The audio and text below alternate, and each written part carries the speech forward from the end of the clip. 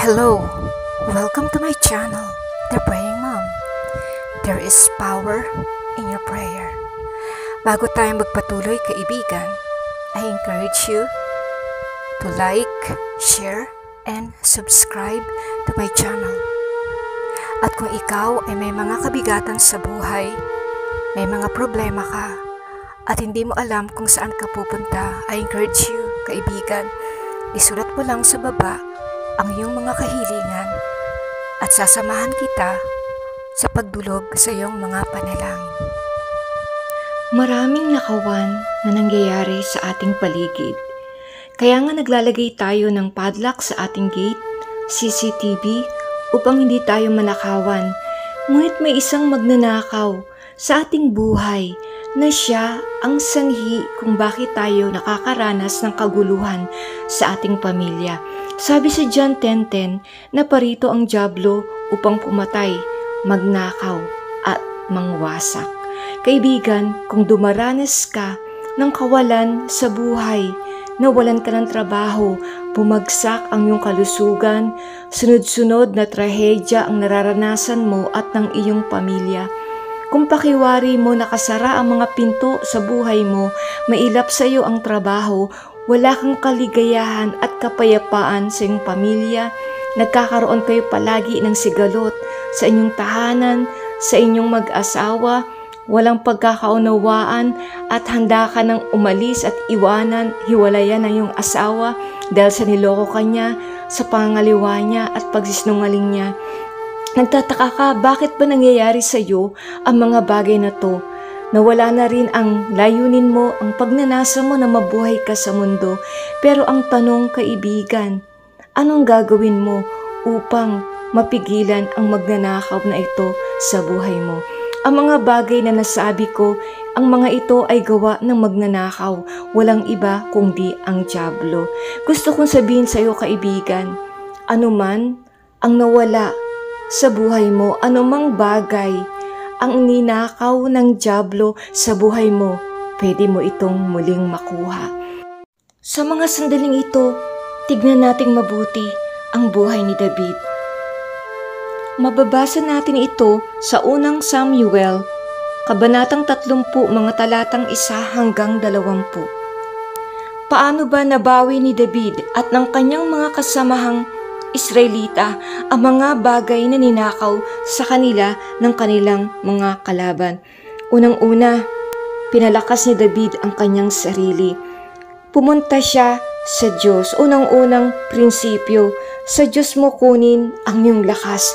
Minsan kasi, kaibigan, kapag dumaranas tayo ng pagsubok, imbis na tumakbo tayo sa Diyos, doon tayo sa ating kaibigan tumatakbo, doon tayo sa ating mga kaibigan kakilala nagsusumbong. Si David, tumakbo siya sa Diyos.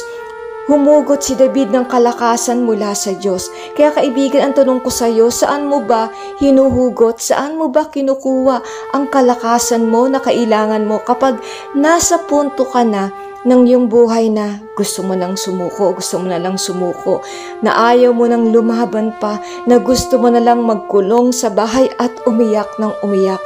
Pwedeng gawin ito ni David, pero ang ginawa ni David, pumunta siya doon sa presensya ng Diyos.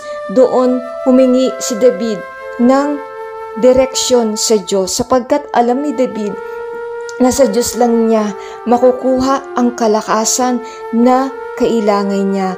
Kaya kaibigan, alam ko na dahil sa tindi ng sakit na nararanasan mo, dahil siguro sa sobrang bigat ng nararamdaman mo, para sa'yo, mas mabuti pang mawala ka na sa mundo.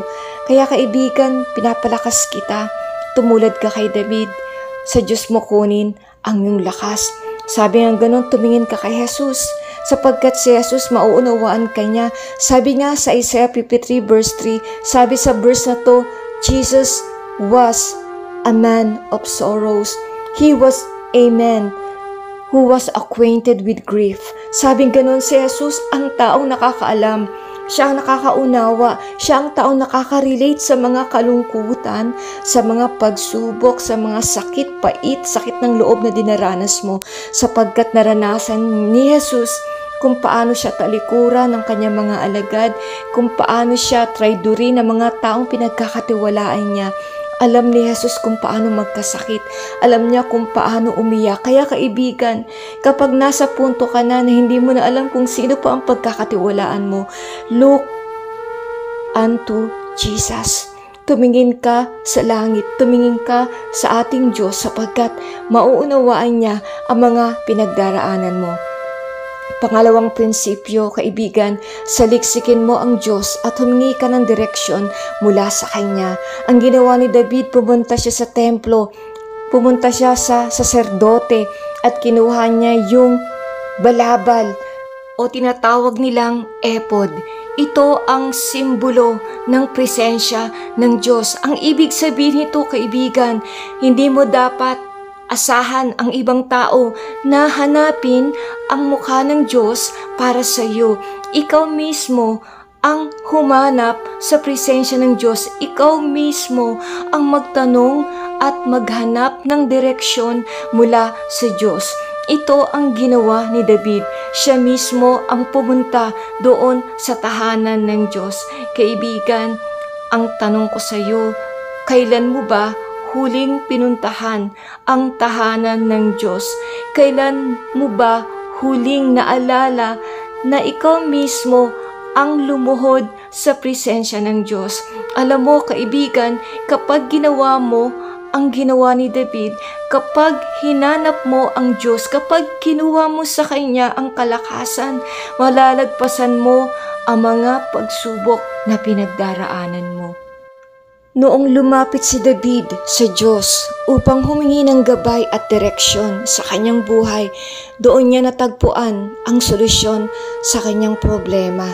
Tinanong niya ang Diyos, sinabi niya, Panginoon, dapat ko bang habulin ang aking mga kaaway at magwawagi ba ako kapag ginawa ko ito? Sumagot ang Diyos kay David at sinabi niya, Sige David, magwawagi ka at mababawi mong muli ang mga ninakaw ng iyong mga kaaway mula sa iyo.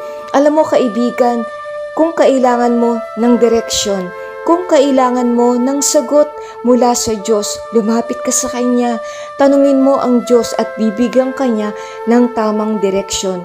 Huwag kang hihingi ng payo mula sa mga taong wala namang pagkakilala sa Diyos. Huwag kang hihingi ng payo sa mga taong wasak naman ang relasyon sa kanilang asawa at sa pamilya. Seek God and He will show you which way to go. Kapag sinaliksik mo ang Diyos, ituturo niya sa iyo ang mga bagay na dapat mong gawin. At alam mo ba kaibigan, ang sabi ng Diyos kay David, tumayo ka at kunin mong muli ang mga bagay na ninakaw sa iyo ng iyong kalaban.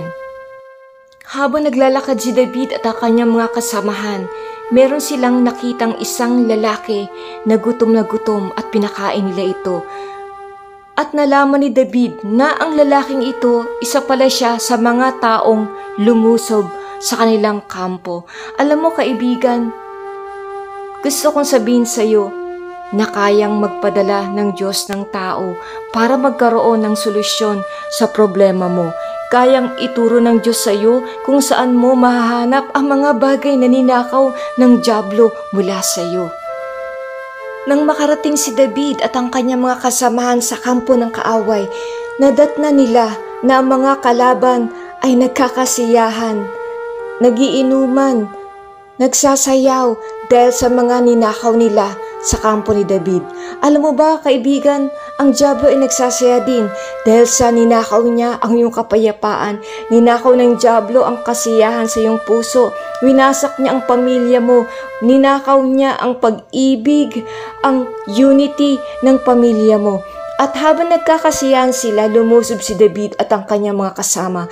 Pinatay nila ang kanilang mga kaaway at muli nilang nabawi ang mga bagay na ninakaw sa kanila. Ang sabi nga sa Colossians 2:15, ang ating kalaban, ang dyablo, he was already defeated. Matagal na siyang talunan. Ang ibig sabihin, wala siyang karapatan na kunin ang mga bagay na para sa iyo, mga bagay na ibinigay ng Diyos sa iyo. Kunin mong muli, kaibigan, ang iyong kagalakan na ninakaw ng dyablo, ang kapayapaan mo. Kunin mong muli ang iyong pamilya na winasak ng dyablo, ang iyong asawa, ang iyong kalusugan, ang iyong buhay. Kunin mong muli sapagkat ito ay para sa iyo.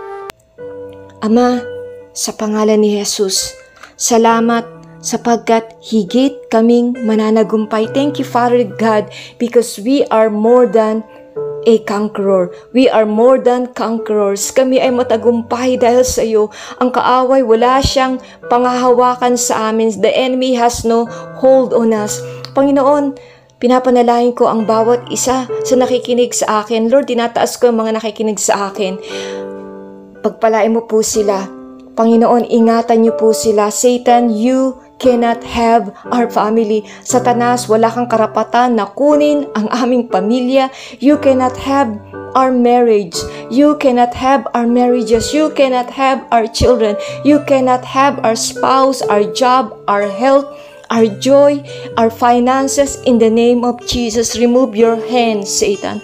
Alisin mo ang kamay mo sa aming buhay, sa aming relasyon, sa aming mga mag-asawa, sa aming tahanan, sa aming kalusugan. You have no authority over us in the name of Jesus. I pray, Father, for your covering. Balutan mo kami ng iyong makapangyarihang dugo, ng iyong makapangyarihang apoy. At dalayan ko po, Panginoon, na ikaw ang manguna, ikaw ang gumabay, ikaw ang po ang lumakad sa aming unahan, sa aming likuran, sa aming paligid, sa pangalan ni Jesus. Marami pong salamat, Panginoon. Binigyan mo kami ng kapangyarihan upang muling kunin ang mga bagay na ninakaw sa amin ng aming kaaway. Marami pong salamat, Ama. Purihin ka sa lahat ng bagay na gagawin mo. Luwalhatiin ka. Itong aming panalangin sa pangalan ni Jesus. Amen and amen.